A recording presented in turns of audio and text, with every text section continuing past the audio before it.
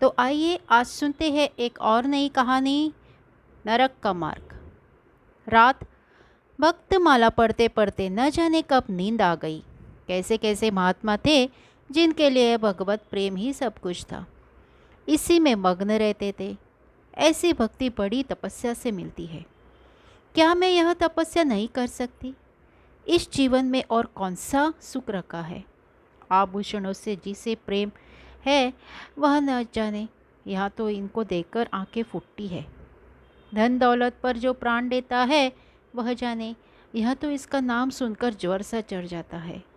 कल पगली सुशीला ने कितनी उमंग से मेरा श्रृंगार किया था, कितने प्रेम से बालों में फूल गूंथते थे, कितना मना करती रही न माने। आखिर वही हुआ जिसका मुझे भय था। जितनी देर उसके साथ हंसी थी उससे कहीं ज़्यादा रोई। संसार में ऐसा भी कोई स्त्री है जिसका पति उसका श्रृंगार देखकर सिर से पांव तक जल उठे?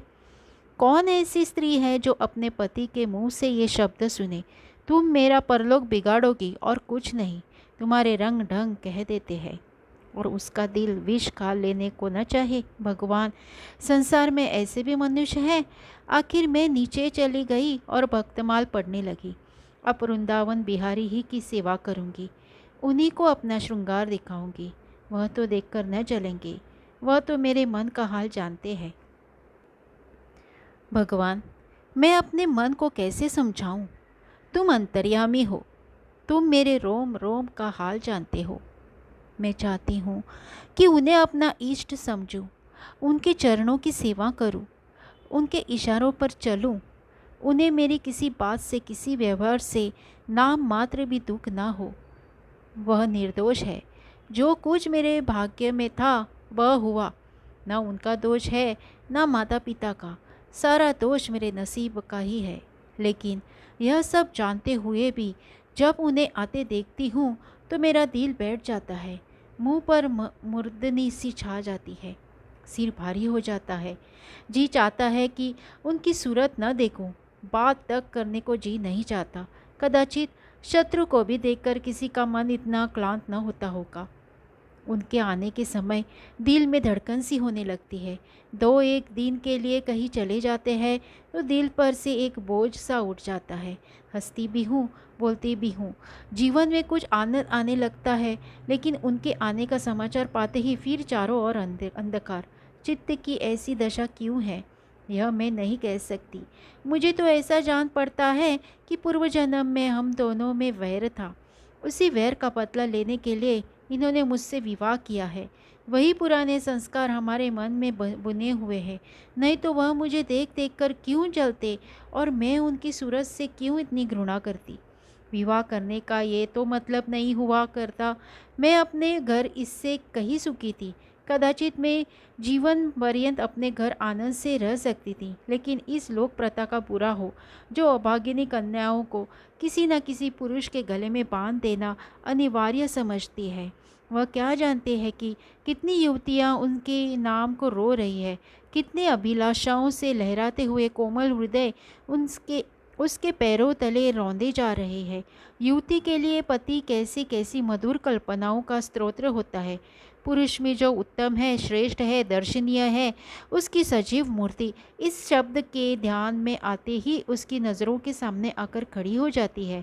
लेकिन मेरे लिए यह शब्द क्या है? हृदय में उठने वाले शूल, कलेज में खटकने वाला कांटा, आंखों में गड़ने वाली किरकिरी, अंतःकरण को बंधने वाला व्यंग बाण। सुशीला को हमेशा हंसते देखती हूँ। वह कभी अपनी दरिद्रता का गिला नहीं करती। गहने नहीं है, कपड़े नहीं है, भाड़े के नन्हे से मकान में रहती है, अपने हाथों घर का सारा कामकाज करती है, फिर भी उसे रोते नहीं देखती। अगर अपने बस की बात होती तो आज अपने धन को उसकी दरिद्रा में बदल लेती। अपने पतिदेव को मुस्कुराते हुए घर में आते देखकर उसका सारा दुख और दरिद्रपन छूमंतर हो जाता है, छाती गज भर की हो जाती है। उसके प्रेमालिंगन में वह सुख है जिस पर तीनों लोगों का धन न्योछावर कर दूं। आज मुझसे जब न हो सका तो मैंने पूछा, तुमने मुझसे किस लिए विवाह किया था? यह प्रश्न महीनों से मेरे मन में उठता था, पर मन को रोकती चली आती थी। आज प्याला छलक पड़ा। यह प्रश्न सुनकर कुछ बौखला से गए। बगले झाँकने लगे। खिसे निरोप कर बोले, घर संभालने के लिए, गृहस्थी का भार उठाने के लिए, और नहीं क्या भोग विलास के लिए। धरनी धरनी घरनी घरनी के बिना यह आपको भूत का डेरा सा मालूम होता था। नौकर चाकर घर की संपत्ति उड़ा देते थे। जो चीज़ जहाँ पड़ी रहती वही पड़ी रहती थी, उसको देखने वाला न था।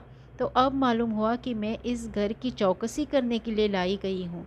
मुझे इस घर की रक्षा करनी चाहिए और अपने को धन्य समझना चाहिए कि सारी संपत्ति मेरी है। मुख्य वस्तु संपत्ति है, मैं तो केवल चौकीदार नहीं हूँ। ऐसे घर में आज ही आग लग जाए।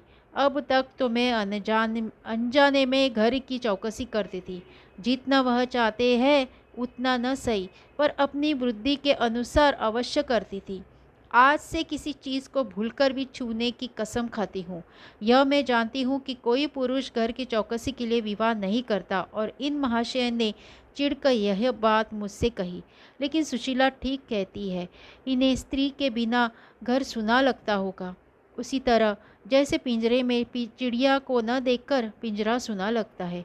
यह है हम स्त्रियों का भाग्य। मालूम नहीं इन्हें मुझ पर इतना संदेह क्यों होता है।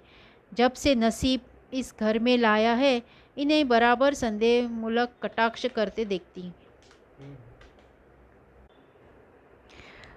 क्या कारण है? जरा बाल गुंतवा कर बैठी और यह होठ चबाने लगे।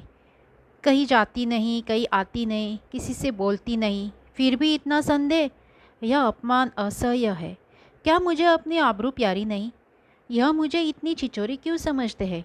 इन्हें मुझ पर संदेह करते लज्जा भी नहीं आती। काना आदमी किसी को हंसते देखता है तो यह समझता है लोग मुझी पर हंस रहे हैं। शायद इन्हें भी यही वहम हो गया है कि मैं इन्हें चिढ़ाती हूँ। अपने अधिकार के बाहर कोई काम कर बैठने से कदाचित हमारे चित्त की यही वृत्ति हो जाती है।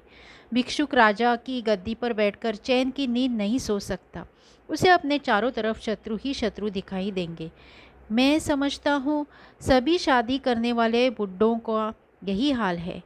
आज सुशीला के कहने से मैं ठाकुर जी की झांकी देखने जाती हूँ। अब यह साधारण बुद्धि का आदमी भी समझ सकता है कि फूहड़ बनकर बाहर निकलना अपनी हंसी उड़ाना है। लेकिन आप उसी वक्त न जाने की डर से टपक पड़े और मेरी और तिरस्कारपूर्ण नेत्रों से देखकर बोले, कहाँ की तैयारी है? मैंने कह दिया, जरा ठाकुर जी की झांकी देखने जाती हूँ। इतना सुनते ही त्योरियाँ चढ़ाकर बोले, तुम्हारे जाने की कुछ ज़रूरत नहीं। जो स्त्री अपने पति की सेवा नहीं कर सकती उसे देवताओं के दर्शन से पुण्य के बदले पाप होता है। मुझसे उलझने चली हो। मैं औरतों की नस नस पहचानता हूँ। ऐसा क्रोध आया कि बस अब क्या कहूँ। उसी दम कपड़े बदल डाले और प्रण कर लिया कि अब कभी दर्शन के लिए न जाऊँगी। इस अविश्वास का भी कुछ ठिकाना है। न जाने क्या सोचकर रुक गई। उनकी बात का जवाब तो यही था कि उसी क्षण घर से चल खड़ी होती। फिर देखती मेरा क्या कर लेते। इन्हें मेरे उदास और विमान रहने पर आश्चर्य होता है। मुझे मन में कृतज्ञ समझते हैं। अपनी समझ में उन्होंने मेरे साथ विवाह करके शायद मुझ पर बड़ा एहसान किया है। इतनी बड़ी जायदाद और इतना विशाल संपत्ति की स्वामिनी होकर मुझे फूले ना समाना चाहिए था और आठों प्रहर इनका यशगान करते रहना चाहिए था। मैं यह सब कुछ न करके उल्टे और मुंह लटकाए रहती हूँ। कभी कभी मुझे बेचारे पर दया आती है। यह नहीं समझते कि नारी जीवन में कोई ऐसी वस्तु भी है जिसे खोकर उसकी आंखों में स्वयं भी यह जीवन नरक तुल्य हो जाता है। 3 दिन से बीमार है। डॉक्टर कहते हैं बचने की कोई आशा नहीं, निमोनिया हो गया है। पर मुझे न जाने क्यों इनका गम नहीं है। मैं इतनी व्रज हृदय कभी न थी। न जाने मेरी वह कोमलता कहाँ चली गई। किसी बीमार की सूरत देखकर मेरा हृदय करुणा से चंचल हो जाता था। मैं किसी का रोना नहीं सुन सकती थी। वही मैं हूँ कि आज 3 दिन से उन्हें अपने बगल के कमरे में पड़े कराते सुनती हूँ और एक बार भी उन्हें देखने न गई। आँख में आंसू आने का जिक्र ही क्या। मुझे ऐसा मालूम होता है इनसे मेरा कोई नाता नहीं। मुझे चाहे कोई पिशाचिनी कहे, चाहे उल्टा, पर मुझे तो यह कहने में लेश मात्र भी संकोच नहीं है कि इनकी बीमारी से मुझे एक प्रहर का ईर्ष्यामय आनंद आ रहा है। इन्होंने मुझे यह कारावास दे रखा था। मैं इसे विवाह का पवित्र नाम नहीं देना चाहती। यह कारावास ही है। मैं इतनी उदार नहीं हूँ कि जिसने मुझे कैद में डाल रखा है उसकी पूजा करूं, जो मुझे लात से मारे उसके पैरों को चूमूं। मुझे तो मालूम हो रहा है ईश्वर इसे इस पाप का दंड दे रहे हैं। मैं निसंकोच होकर कहती हूँ कि मेरा इनसे विवाह नहीं हुआ। स्त्री किसी के गले बांध दिए जाने से ही उसकी विवाहित नहीं हो सकती। वही संयोग विवाह का पद पा सकता है जिसमें एक बार तो हृदय प्रेम से पुलकित हो जाए। सुनती हूँ महाशय अपने कमरे में पड़े पड़े मुझे कोसा करते हैं, अपनी बीमारी का सारा बुखार मुझ पर निकालते हैं, लेकिन यहाँ इसकी परवाह नहीं। जिसका जी चाहे जायदाद ले, धन ले, मुझे इसकी ज़रूरत नहीं। आज 3 दिन हुए मैं विधवा हो गई। कम से कम लोग यही कहते हैं, जिसका जो जी चाहे कहे, पर अपने को जो कुछ समझती हूँ वह समझती हूँ। मैंने चूड़ियाँ नहीं तोड़ी, क्यों तोड़ूं?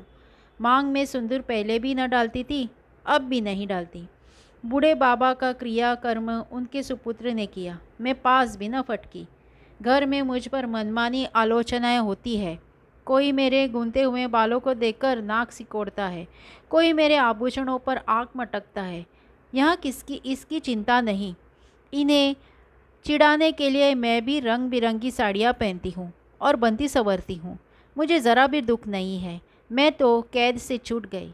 इधर कई दिन बाद सुशीला के घर गई। छोटा सा मकान है, कोई सजावट न सामान, चारपाई तक नहीं, पर सुशीला कितने आनंद से रहती है। उसका उल्लास देखकर मेरे मन में भी भांति भांति की कल्पनाएं उठने लगती है।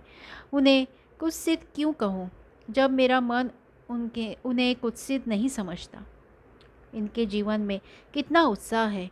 आंखें मुस्कुराती रहती है, होठों पर मधुर हास्य खिलता रहता है। बातों में प्रेम का स्रोत बहता हुआ जान पड़ता है। इस आनंद से चाहे वह कितना ही क्षणिक हो, जीवन सफल हो जाता है। फिर उसे कोई भूल नहीं सकता। उसकी स्मृति अंत तक के लिए काफ़ी हो जाती है। इस मिज़राब की चोट हृदय के तारों को अनंत काल तक मधुर स्वरों से कंपित रह सकती है। एक दिन मैंने सुशीला से कहा, अगर तेरे पतिदेव कहीं परदेश चले जाए तो रोते रोते मर जाएगी। सुशीला गंभीर भाव से बोली, नहीं बहन, मरूंगी नहीं। उनकी याद सदैव प्रफुल्लित करती रहेगी, चाहे उन्हें परदेश में बरसों लग जाए।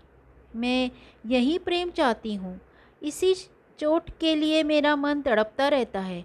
मैं भी ऐसी ही स्मृति चाहती हूँ, जिसके दिल के तार सदैव बजते रहे, जिसका नशा नित्य छाया रहे।